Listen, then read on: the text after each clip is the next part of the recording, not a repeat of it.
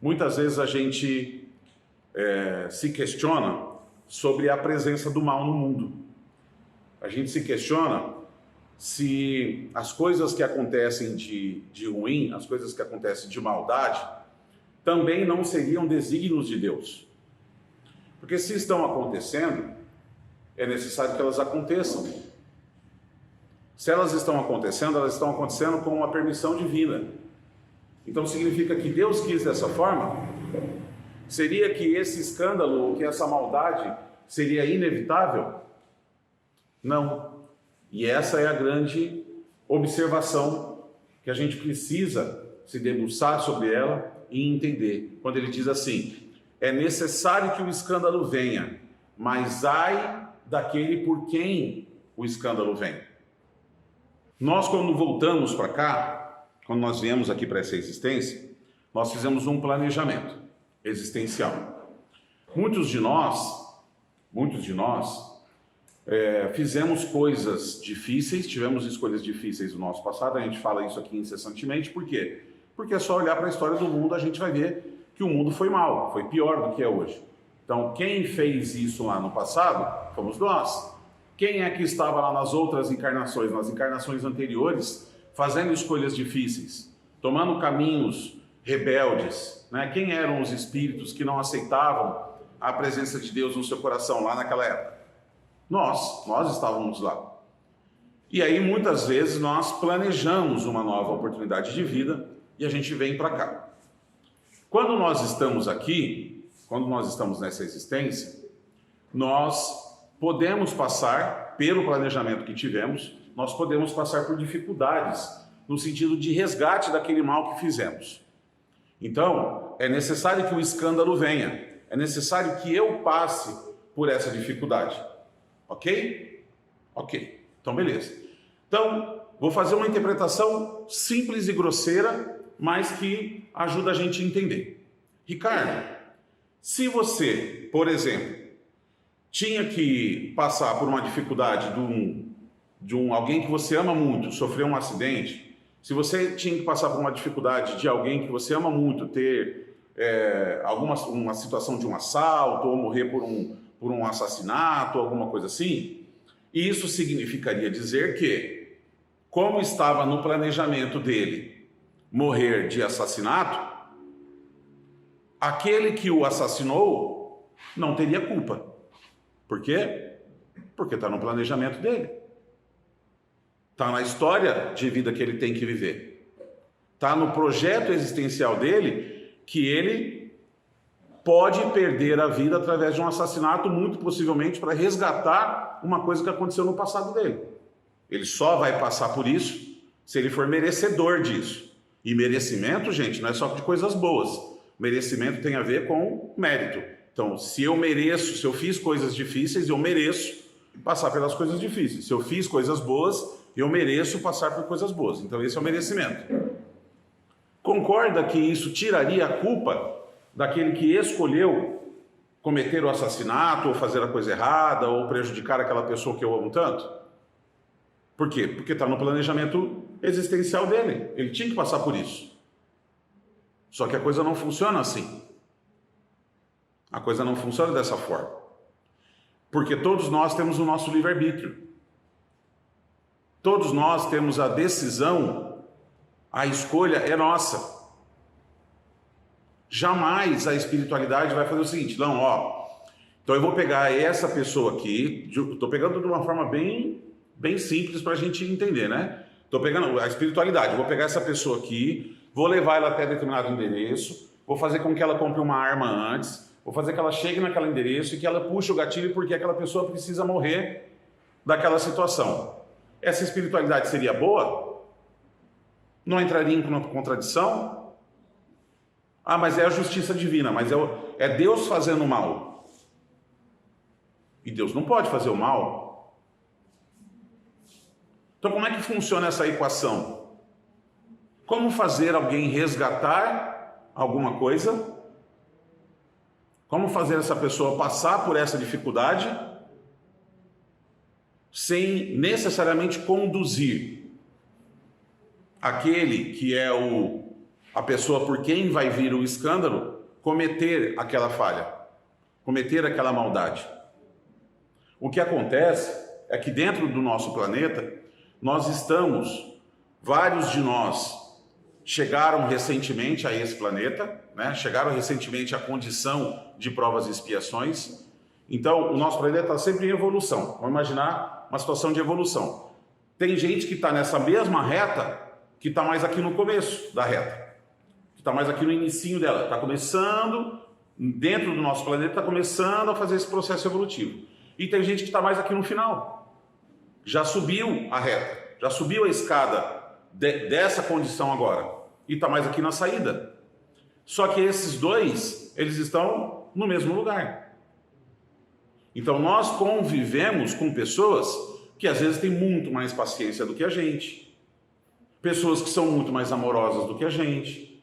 A gente vê exemplos na TV, a gente vê exemplos no nosso convívio de pessoas que fazem ações sociais, de pessoas que são boas, de uma senhorinha que adotou não sei quantos, 30, 40, 60 filhos, e ela passa a dificuldade dela lá, mas ela está criando seus 60 filhos que ela cria. E da onde que surge essa bondade toda? Por que tanta diferença? A gente não consegue nem compreender como é que ela faz aquilo. Não estou falando de pessoas famosas, estou falando de anônimos que existem centenas, milhares, fazendo o bem porque faz o bem, porque está dentro do perfil, está dentro do espírito, está dentro da forma da pessoa conceber. Para ela nem é bem, para ela é o normal. Você fala assim, mas como é que você faz isso? Ué, mas como é que eu não faço? Talvez seja a resposta. São pessoas que estão numa condição muito diferente às vezes da gente. E a gente também vai olhar pessoas que são muito maldosas, que a gente pode olhar para outras condições e ver pessoas que são extremamente amargas, pessoas que são mal-humoradas, pessoas que fazem o mal, pessoas que se divertem às vezes na maldade que faz aos outros, que se comprazem em enganar uma outra pessoa, né? Pessoas que se colocam com um ar de superioridade, que se estabelecem na sua força, na sua forma de se posicionar superior aos outros, né? Inibem as outras pessoas também. Nós estamos todo mundo junto. Então isso significa que dentro do nosso processo de evolução, a gente precisa passar por isso. Nós estamos já num planeta de provas e expiações, por quê? Porque esse planeta oferece condições da gente passar pelo que a gente tem que passar. Oferece em que sentido? Nesse sentido dessa mistura que existe de condições evolutivas, que apesar de parecer muito distante, elas estão numa linha próxima. Nós não estamos tão distantes assim. Porque hoje talvez eu não cometa mais o crime. Mas talvez eu ainda pense, talvez eu ainda sinta, talvez eu ainda deseje. Talvez num ar de reação, eu ainda posso fazer alguma coisa. Talvez hoje eu não me submeta mais, eu não faça mais o crime, porque eu não me coloco à prova. Porque eu não estou submetido àquela condição de temperatura, pressão e tudo mais a que eu já me submeti no passado. Mas quem é que sabe? E se houver, por exemplo, uma agressão num filho meu? Como é que eu vou reagir? Como é que vai ser, né, o monstro do Lago Ness que existe aqui dentro, que eu tenho tentado, ao longo de muitos anos, né, todos nós, a gente tem tentado acalmar ele. Como é que esse monstro vai se comportar? Será que ele vai ficar aqui dentro da jaula? Ou será que ele vai sair e vai fazer o estrago que ele sempre fez? Então, é muito mais tranquilo dentro de uma sociedade civilizada, dentro do tipo de vida que a gente leva, dentro das condições que a gente escolhe, né? Ser do bem. Eu falo, dentro da casa espírita todo mundo é anjo. Tá todo mundo de túnica celestial, branquinha, né? Alvejada, asinhas, né? Aquela aura em volta da gente de luz serena. Dentro da casa espírita é top. Mas no dia a dia, no trânsito, na hora que alguém fura uma fila, na hora que alguém te buzina, na hora que alguém, né, briga com você no trabalho, ou que é mais ríspido, ou na hora de uma discussão de marido e mulher, na hora que um filho responde uma coisa atravessada, daí a gente já não é mais tão anjo. A gente já não está mais na túnica tão bonita, né? A túnica já está um pouquinho diferente. Então, gente, se nós que achamos que nós estamos nessa condição, nós temos esses rompantes, as pessoas que estão passando pela provação, pela dificuldade e tudo mais, mais ainda. O instinto fala mais alto. Qual é a nossa briga aqui? Vamos lembrar que no princípio nós éramos apenas instinto. Lá no processo evolutivo, no comecinho do nosso processo evolutivo, a gente era instinto. A gente começou a desenvolver inteligência. E a partir do momento que nós começamos a desenvolver nossa inteligência, com os milhares de anos que passaram, a gente foi deixando de morar na caverna, a gente foi aprendendo a cultivar, a gente foi aprendendo o fogo, a gente foi aprendendo a ter qualidade de vida, e a gente foi evoluindo. Faz parte do nosso processo evolutivo, enquanto espécie, desenvolver a nossa inteligência, ok? Só que chegou um determinado momento da nossa evolução que o desenvolvimento da inteligência já não bastava mais. Porque daí eu poderia ser um cara extremamente inteligente, mas estava usando a minha inteligência para fazer mal para os outros, ou em proveito próprio. Então, a partir de um determinado momento, a espiritualidade vem e explica para nós, através das várias pessoas, né, dos vários ícones que já passaram por essa terra, entre eles o maior de todos, que é Jesus, dizer para nós o seguinte: olha, evolução daqui para frente não é mais se você é mais inteligente do que o outro, mas é se a sua moralidade, se a tua condição moral é maior que a do outro. Mais do que isso, se a tua condição moral do hoje é melhor do que a tua condição moral do ontem, porque não se trata de uma competição. Eu não estou apostando uma corrida com cada um para ver quem que vai ser melhor. Eu não tenho que ser melhor do que cada um que está aqui. E ninguém tem que ser melhor do que ninguém. Eu tenho que ser melhor do que quem? Eu tenho que ser melhor que o Ricardo. Eu tenho que ser melhor do que eu tenho sido. Isso é evolução. Eu não tenho que ser só mais inteligente. E no final das contas é a única coisa que sobra. É o que eu vou levar. Então, essa é a evolução moral. E a gente começou a aprender isso. Dentro dessa evolução moral, tem uma pedagogia divina que é muito prática. Que ele fala o seguinte: filho, toma teu livre-arbítrio e escolhe. Faça a sua escolha. Então, dentro dessa condição que ele está trazendo do escândalo, não existe ninguém que tenha sido forçado a enganar alguém. Para quê? Para fazer a pessoa cumprir com a aprovação dela, com a expiação dela. O planeta é de provas e expiações. Por que provas e expiações? Primeiro, prova. Vamos entender a prova.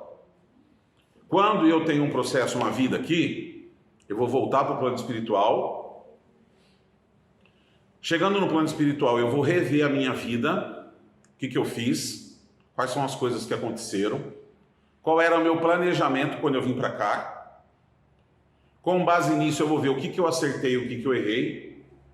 Vou fazer um novo planejamento para voltar para cá, acompanhado por aqueles espíritos que serão alicerce para mim nessa vida, que vão me ajudar. Então, a família que está com a gente, não está com a gente por acaso.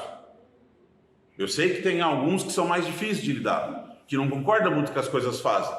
Mas, às vezes, aquela pessoa que não concorda muito com as coisas que você quer fazer, é o teu freio. Já parou para pensar? Colocar um freio de mão em você? Quando estiver muito embalado, dá uma puxadinha no freio de mão, fala: opa, pera aí, vai mais devagar. Aquela pessoa que te confronta, que não concorda com você, ela pode não ser uma coisa ruim, ela pode ser uma coisa boa na sua vida. Porque é o que te dá razão, é o que te dá serenidade, é o que te traz para o pé no chão, que fala: avalia direito, toma conta, toma cuidado com essa decisão que você está tomando. E você, por mais que não goste, fala assim: não, a vida é minha, eu decido do jeito que eu quiser, né? Eu que escolho, eu que sei. Tudo bem, mas você está sendo avisado, você tem um cuidado, tem alguém com você. Então, a família é alicerce. E aí você se reúne com essa turma e vai estudar no plano espiritual. E vai se preparar para vir para cá. E aí você vem para a prova. Por que existe um mundo físico? Para a prova e para a expiação. Mas para a prova. O que é a prova? Você vai lá e estuda para uma determinada matéria, para fazer uma prova. Quando você chega para fazer a prova, o professor entra na sala e fala assim: galera, ninguém precisa fazer a prova, tá? Tá tudo certo. Vou dar nota para todo mundo com base no que eu acho que cada um sabe. É justo? Não, né? Então, a justiça qual é? Senta e faz a prova. Você faz a prova e tira um 10. Você faz a prova e tira um 10. Você sabia mais? O teu conhecimento é maior na hora que você tirou o 10? Ou era o mesmo conhecimento quando você sentou para fazer a prova? O seu conhecimento, ele é maior na hora que o professor vira e fala assim: ó, você tirou 10. Está aqui, parabéns, você tirou 10 na sua prova. Ele é maior nesse momento? Ou ele é igual no momento que você sentou para preencher a prova, que você tirou 10? É igual, é o mesmo conhecimento. Você já sabia daquelas informações todas quando você sentou para fazer a prova, tanto que preencheu a prova e tirou 10. Só que você precisa da prova. Então, quando eu estou lá no plano espiritual e eu me preparo para vir para cá, para ter as minhas vivências, eu estudo, eu organizo a minha experiência existencial, mas eu preciso me encarnar e, estando aqui no corpo físico, eu preciso passar pelas provas. Então, eu serei provado. Vou dar um exemplo que mexe bastante. Eu tenho a prova, eu tenho o vício que está impregnado em mim, que eu fumei uma vida inteira passada, e eu tenho isso impregnado no meu perispírito, tá? Eu vou ir para o corpo físico. Eu tenho que vencer a prova desse vício. O que vai acontecer com você? Você vai ser poupado do cigarro? Não. Porque se você for poupado do cigarro, você não vai encontrar a tua prova. E você não tem como fazer ela e não tem como passar dela. Então você vai ter contato com o cigarro. E mais do que alguns amigos, você vai gostar. E seus amigos fumam esporadicamente. Você quer fumar mais. Ou quer beber mais. Ou quer comer mais. Ou quer ter o sexo desregrado. Eu não sei qual é a prova. Cada um tem a sua prova. Promiscuidade, infidelidade.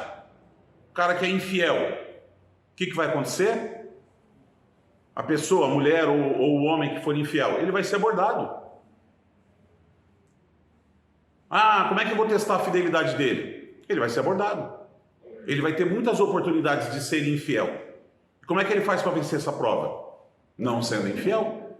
Como é que ele faz para vencer a prova do cigarro? Deixando de fumar. Entende? Não é tão simples. A gente fala assim: ah, mas essa existência aqui para que é então? Olha o tamanho da prova. Quem teve uma experiência de droga numa vida passada? Quem teve uma experiência de droga numa vida passada, chega nessa vida e encontra o quê? A droga. E vai ter contato com a droga. E vai ter que superar esse contato que ele teve com a droga, para ele vencer a prova dele. Para ele passar por aquilo que ele tem que superar. E aí ele fez a prova e ele tira a nota dele na prova dele. Isso é prova. Ok? E o que é expiação? Expiação é: eu tive coisas que eu fiz numa vida passada e essas coisas não foram boas. E é como se fosse uma prestação de contas. É como se fosse uma quitação de dívida. A expiação. Então, por exemplo, numa vida passada, não necessariamente na última, porque não funciona dessa forma. Não é tudo que eu fiz na última vida eu vou ter que resgatar nessa. Não. Em algum momento eu fiz algumas coisas erradas e nessa vida eu me preparei para ter esse resgate. Então, por exemplo, numa vida passada eu tirei a vida do meu filho. Tirei a vida de um espírito. Já contei, já estraguei a brincadeira. Tirei a vida de um espírito. Nessa vida, um espírito que é um inimigo meu. Ou que, né, enfim, a gente não se acerta.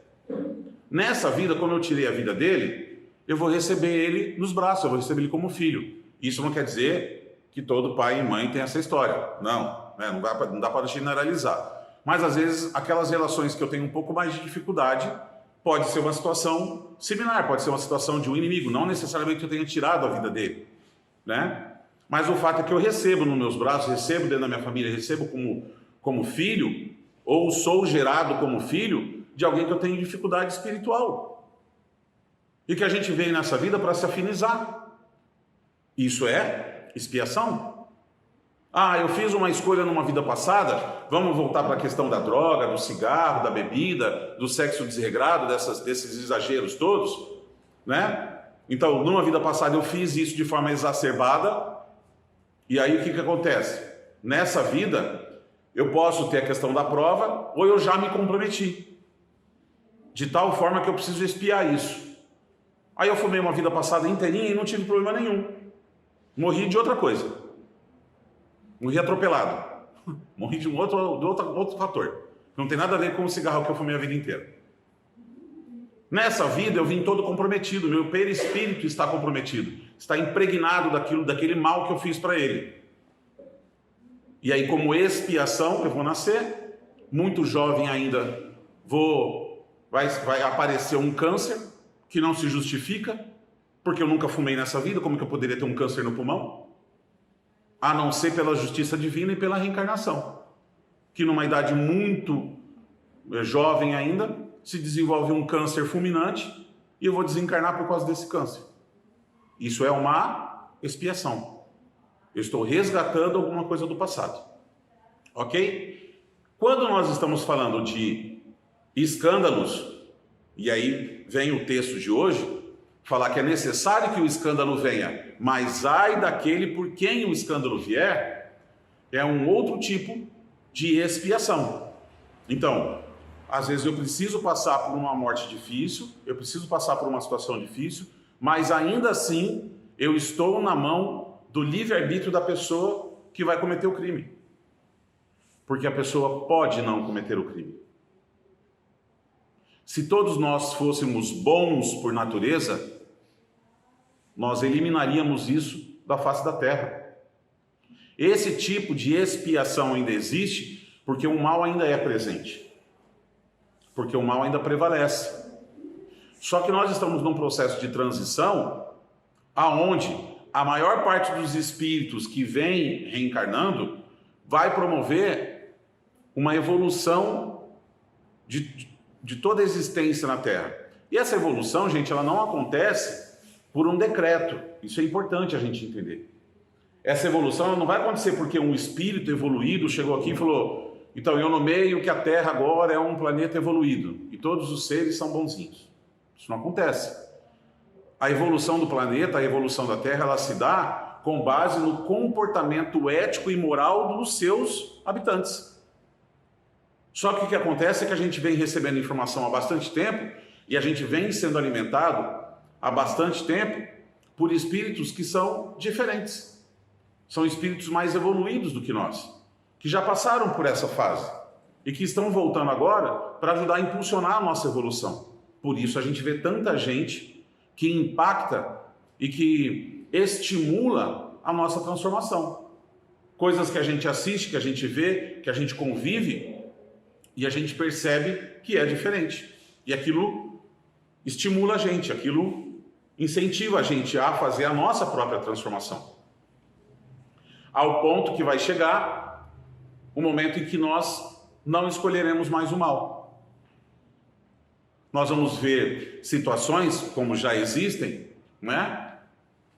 Há pouco tempo atrás, eu vi um senhor conversando com um rapaz que estava dirigindo o seu carro, se eu não me engano era isso, estava dirigindo o seu carro, e infelizmente a filha desse senhor entrou na frente do carro e ele atropelou a criança. E aí, o pai da criança estava consolando o motorista. Porque o motorista estava desesperado porque ele não conseguiu parar. Não foi culpa dele. Ele não fez premeditado. Ele não fez por mal. Tudo bem. Agora, nós teríamos um comportamento desse? Então, isso só é possível quando? Quando eu, enquanto espírito, entendo que aquilo era necessário que acontecesse, que aquele acidente é um acidente, né? É um acidente. Eu entendo que aquele cara que estava dirigindo não é culpado e eu tenho uma preocupação de irmão com ele. Não fazer para o outro o que você não quer que seja feito para você. É olhar para o outro como um irmão teu. É você acolher e ver a dor dele, o desespero dele, de não querer ter feito aquilo que aconteceu. Mas que ele não teve responsabilidade, ele não teve culpa, ele não tinha o que fazer. A criança saiu e entrou na frente do carro. E o pai consola aquele que atropelou sua filha e ela morreu. Olha que mudança. Isso já está aí, está acontecendo. Foi motivo de reportagem, de alguma coisa assim. Mas isso não é um caso. Quantos espíritos nessa condição de entendimento estão por aí hoje? Isso vai transformar a nossa forma de ser, de fazer. Isso vai transformar, vai mudar o nosso planeta para uma condição diferente. Então, o que decorre disso? Quando nós falamos aqui, é necessário que o escândalo venha por conta do quê? Da nossa expiação. Mas ai daquele por quem vier o escândalo. Por quê? Porque a partir do momento que eu sou o motivo do escândalo, eu sou o cara que faço o mal, aquele que sofreu o mal resgatou o seu débito e eu contraí um para mim. Então, ai daquele que foi o motivo do escândalo. Porque o meu irmão tinha uma coisa para resgatar, tinha uma situação, e eu fui lá e fiz uma bobagem. E arrasei com a vida dele. Só que ele, enquanto encarnado, está em sofrimento. Mas enquanto espírito, ele está resgatando uma coisa que ele devia. Ele está quitando uma conta. Então ele está sendo bem-aventurado. Né? Bem-aventurado. E eu, que cometi o crime, que fiz a maldade? Opa, eu puxei a responsabilidade daquilo para mim. Agora sou eu que devo. E eu vou ter que passar por aquilo que aquele irmão está passando. Só que à medida que a gente volta e a gente reencarna, o planeta também está evoluindo. E a partir do momento que nós, enquanto humanidade, resolvermos que a gente não vai mais fazer isso, que a gente não vai mais prejudicar o outro, que a gente não vai mais fazer o mal para o outro, a gente vai evoluir enquanto humanidade. A gente vai evoluir enquanto planeta. E aqueles que permanecerem no erro e na falha, a espiritualidade conta isso para nós. Aqueles que permanecerem no erro e na falha não poderão continuar aqui. Vão ser levados para um outro lugar que esteja naquele nível de evolução, equivalente ao seu comportamento ético e moral. Esse é o processo de transição. Esse é o processo de regeneração. Nós iremos para um mundo de regeneração. Esse processo, gente, não é uma chavinha. Você bate o dedo nela e vira. Não. É um processo, como eu disse, de evolução. Só que em algum momento dessa reta que sobe aqui, dessa reta ascendente, né? Em algum momento eu passo para um mundo de regeneração e continuo subindo. E assim é o nosso processo evolutivo. Só que em algum momento esse escândalo não virá mais. Enquanto ele ainda vem, ele não é por uma intercessão divina, ele não é por uma intercessão da espiritualidade que pega alguém e faz que aquele alguém cometa um crime. Isso está fora de cogitação. Mas, conhecendo o nosso íntimo, conhecendo a nossa situação e a nossa reação diante das coisas, muitas vezes, aquele que está vindo está passando pela prova, aquele que pode cometer o escândalo, né? Está tão acostumado no seu espírito, está tão acostumado a cometer crimes, que ele virá para cá e terá a oportunidade de cometer o crime. Então ele está passando pela prova. Como é que ele faz para passar pela prova? Não comete o crime. E aquele que está vindo e que vai supostamente sofrer o crime, está passando pela expiação. Está na mão e no livre-arbítrio daquele que está passando pela prova não fazer isso. Então, o nosso livre-arbítrio é extremamente poderoso. É uma condição extremamente poderosa que nós temos de assumir ou não débitos e de continuar nesse círculo vicioso negativo na nossa própria existência. Muitas vezes eu olho para a minha vida e reclamo das coisas que estão acontecendo, que elas são simplesmente frutos de escolhas que eu estou fazendo. O que eu preciso fazer? Preciso plantar melhor, preciso escolher melhor minhas atitudes. É rápido, gente. A maioria das coisas são muito rápidas. Muitas vezes o escândalo que eu estou cometendo não é contra alguém, pode ser contra, sei lá, o governo, pode ser contra o meu funcionário. O mal que eu estou fazendo, o escândalo que eu estou praticando, não é necessariamente um assassinato. Porque essa não é a única fonte de mal do mundo. A maior fonte de mal do mundo, muitas vezes, ela está escondida. Ela acontece no teu íntimo. Ela acontece num comportamento que passa despercebido pelas pessoas. Né? A gente se reúne aqui muitas vezes, durante a semana, a gente troca ideia com trabalhadores, com amigos aqui da casa, mas eu não sei como que é o comportamento de cada um, como é o meu comportamento, por exemplo, dentro do meu lar. Pode ser que eu venha aqui, fale de Deus, chegue em casa e brigue, e bata nos meus filhos, e seja um autoritário, seja um tirano, e seja um cara briguento. E pode ser que nos meus negócios eu seja um cara que engane as pessoas. E nem a pessoa que está sendo enganada sabe que está sendo enganada, porque afinal de contas eu estou enganando elas. Pode ser que eu tire proveito de funcionários, pode ser que eu... Entende? Então não é necessariamente um mal do tamanho de um assassinato. Mas é a pequena maldade que eu faço todo dia. Isso tudo é escândalo. E aí? Como que é meu comportamento sabendo disso? Eu preciso não compactuar, eu preciso não participar desse escândalo. Porque se eu participo, está dito no Evangelho: ai daquele por quem o escândalo vier. Essa é uma relação, gente, que a gente tem, que a gente não consegue fugir, porque é uma relação com a nossa consciência. É com o nosso ser. Então eu posso passar uma vida inteira enganando as pessoas. Eu posso passar uma vida inteira enganando a minha família. Eu posso passar uma vida inteira enganando o meu sócio. Eu posso passar uma vida inteira enganando o meu funcionário. Enfim, o que seja. Né? Posso passar a vida inteirinha. Ninguém descobriu. Pois é. Só que a espiritualidade explica que a maior dor do mundo, a gente sempre acha que a maior dor do mundo é a dor da perda de um filho, né? Quando uma mãe enterra um filho. E a espiritualidade explica que a maior dor do mundo é a dor moral. Sabe o que é a dor moral? A dor moral é quando a gente chega do lado de lá e a gente olha, a gente chega do lado de lá e a gente olha para que a gente veio, com quem a gente veio, o objetivo dessa existência.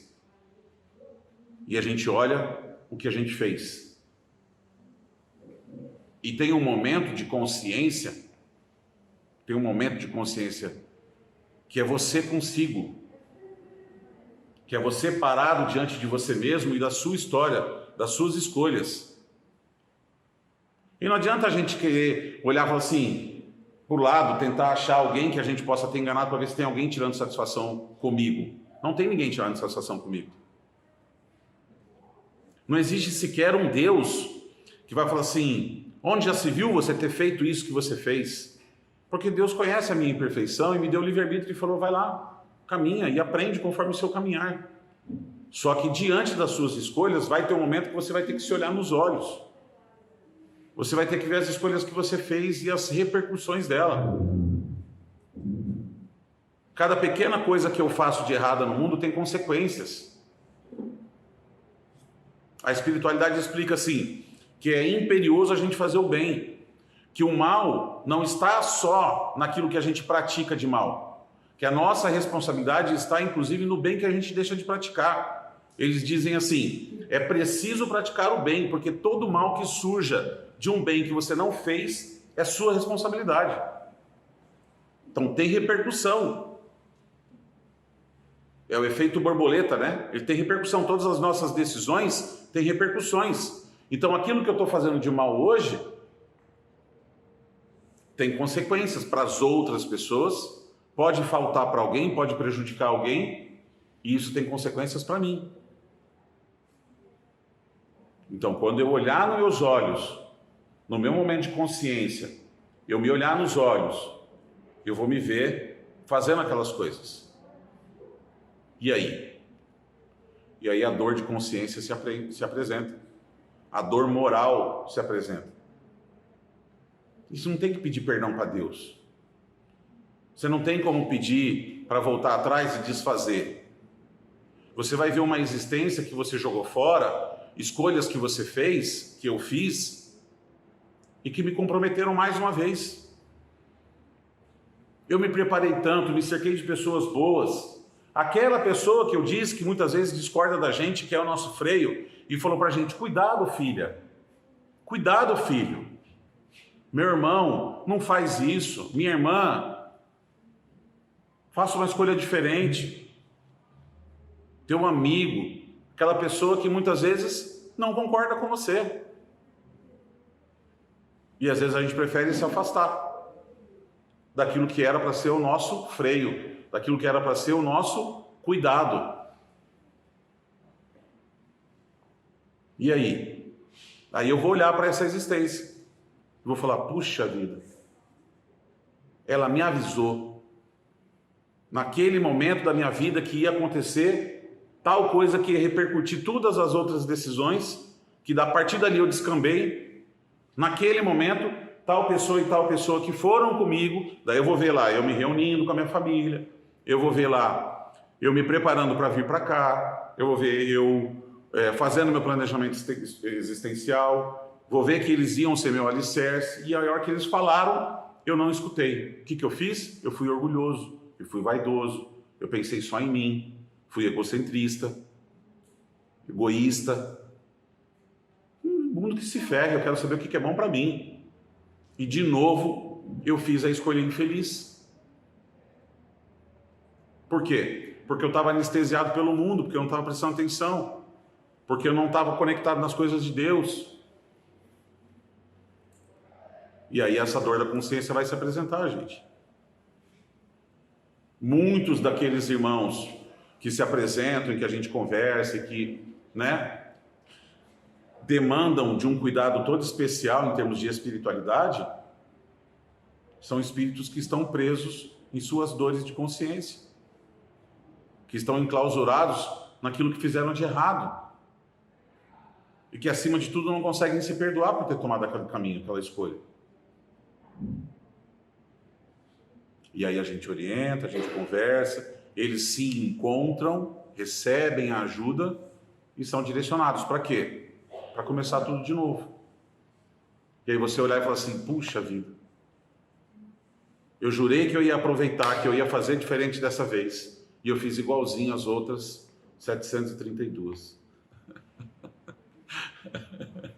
Tô brincando, tá, gente? Pelo amor de Deus. Não, o Ricardo falou que é 732 vezes. Não.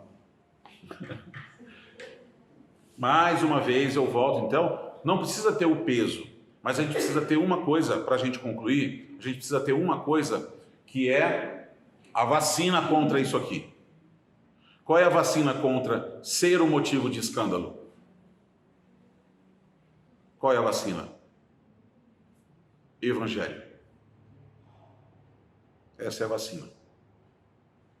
Jesus veio trazer o Evangelho para a gente, para poder direcionar a gente. É o farol dos nossos passos. É o farol que ilumina a nossa estrada, o nosso caminho, a nossa jornada. Se a gente pautar, se a gente for alimentado pelo Evangelho, se a gente estudar o Evangelho cotidianamente, nós não vamos nos transformar em espíritos luminosos, da noite para o dia.